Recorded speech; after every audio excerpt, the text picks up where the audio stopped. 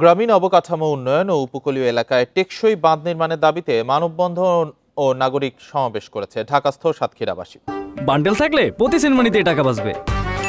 বিকাশ send money bundle কিনে জিতুন প্রতি লেনদেনে। সকালে রাজধানীর মানিক মিয়া অ্যাভিনিউয়ে এই কর্মসূচির আয়োজন করে সাতক্ষীরা উন্নয়ন ফোরাম।